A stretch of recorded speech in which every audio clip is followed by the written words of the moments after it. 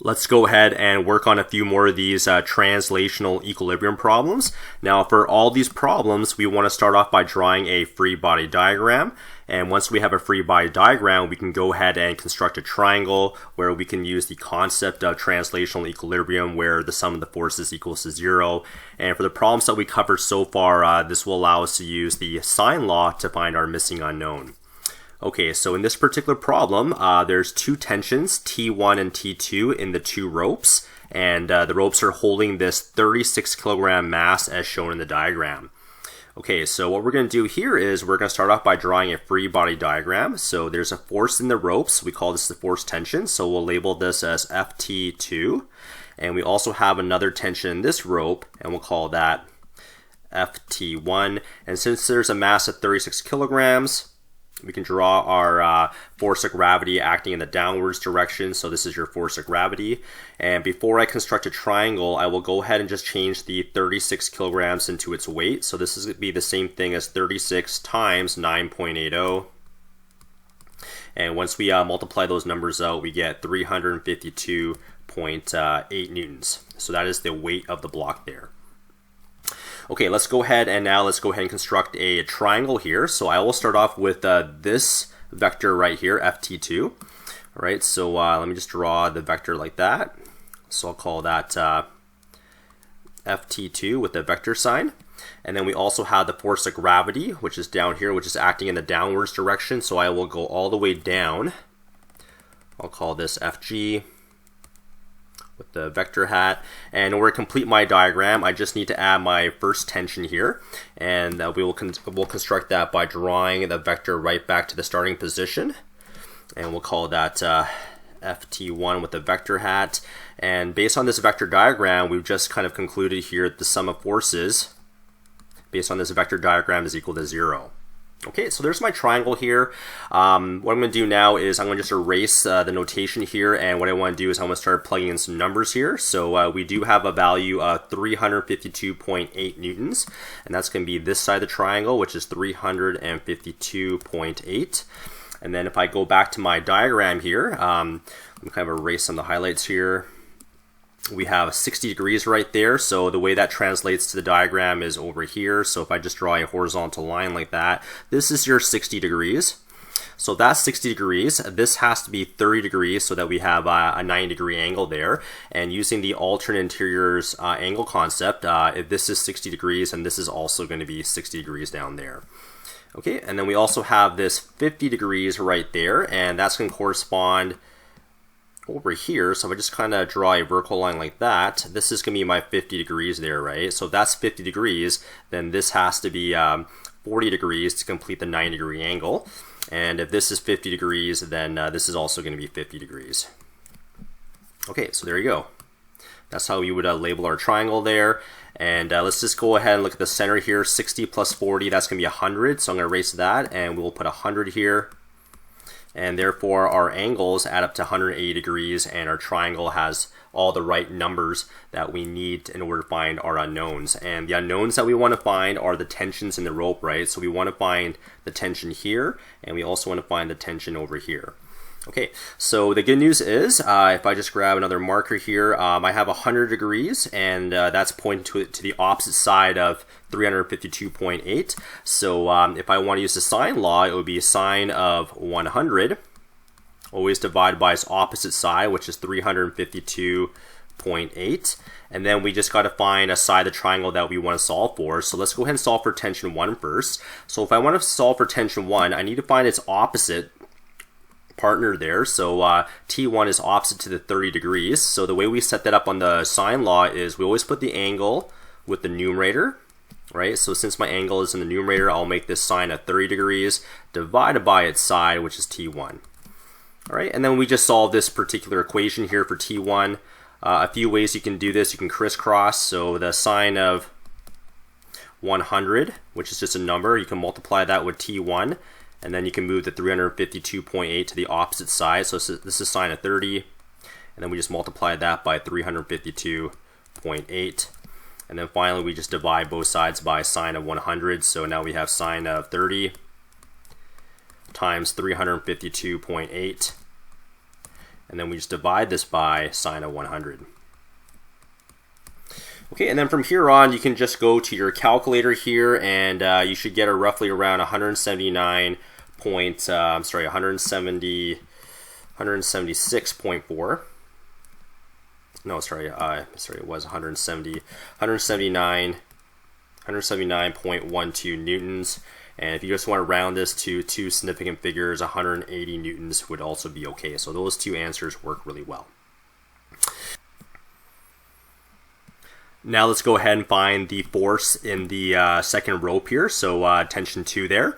And we're going to use the exact same setup where we find the 100 degrees here, and we find its opposite side, which is 352.8. So using the sine law again, it's pretty much the same ratio where we use sine of the angle, so sine of 100 divided by its opposite side, which is 352.8.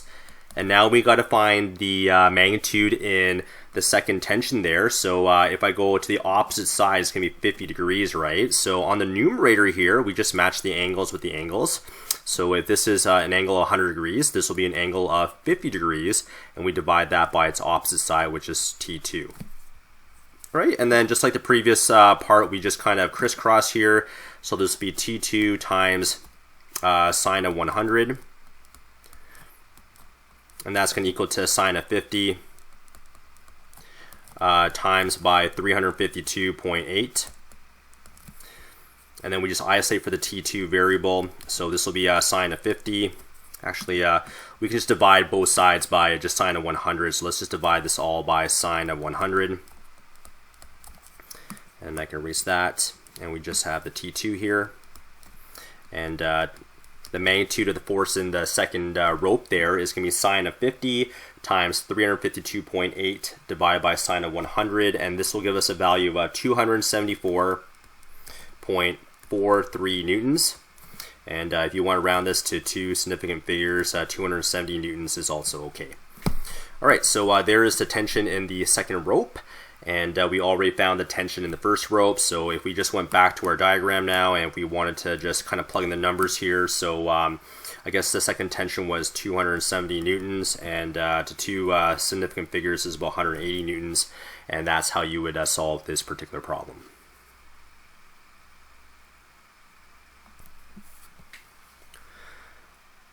All right, here's one more translational equilibrium problem. And for this question, we do have to spend a little bit of time thinking about how to construct the triangle. But if we do go through the problem here, we're given that the tension in cable 2 is 12,000 newtons, and we want to find the weight of the wrecking ball.